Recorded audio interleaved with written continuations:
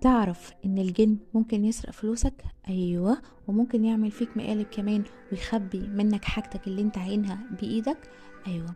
قبل ما نبدأ القصة، بتمنى منكم الاشتراك في القناة، متنسوش اللايك والشير. بتمنى منكم دعم قناتي بالاشتراك فيها. اتمنى 1000 مشترك على الفيديو ده.